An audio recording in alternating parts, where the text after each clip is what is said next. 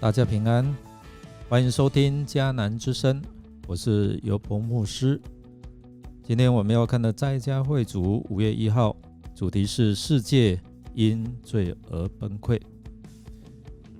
以赛亚书24章1到23节，我们先来看我们的金句哦。世界因罪而堕落、崩溃、破碎，永远不能再站起来。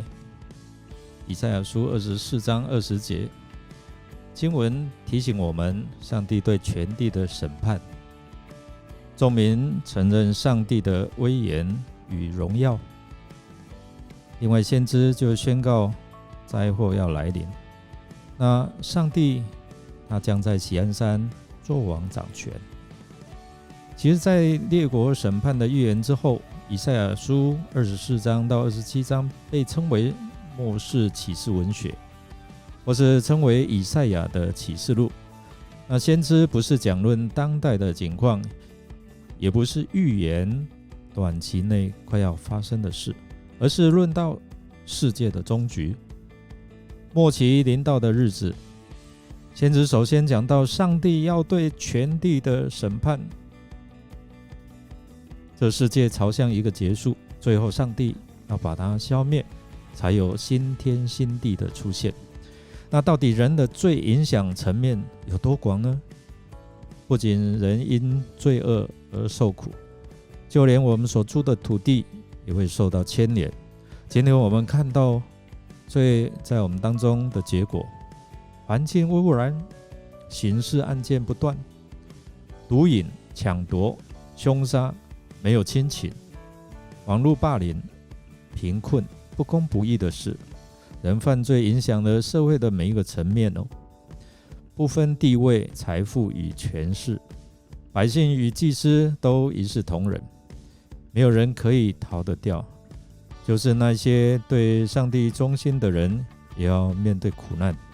上帝的审判带来惩罚，街上不再有光亮，没有喜乐，整个城市变为废墟，一切变为荒凉。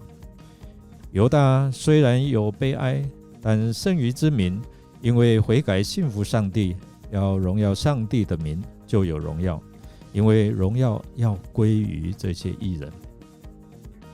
当人们在欢乐的时候，先知以赛亚却以忧患意识来唤醒他们，并宣告上帝将审判地上的居民，他们必无法逃避将临到的灾祸。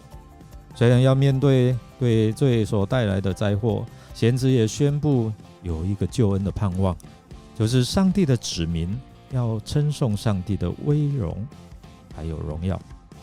上帝要彰显他的荣耀，在他圣山锡安作王，一切在他名下的义人也要得享他国度的荣耀。而基督徒比较不怕世界的末日，反而要以信心来迎接得赎的日子，新天新地的盼望。最后我们来默想，面对现今世界的罪恶和苦难，我们要如何躲避上帝的审判呢？能够坦然无惧来到上帝施恩的宝座面前，得着他的怜悯及永恒的盼望吗？那我们一起来祷告。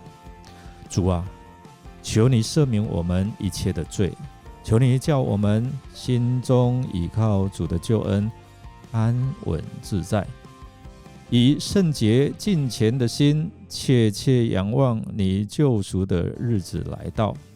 我们这样祷告，靠耶稣基督得胜的名，阿们。谢谢你的收听，欢迎订阅。如果你觉得喜欢，给我们5星好评。我是尤伯牧师，我们下次再见。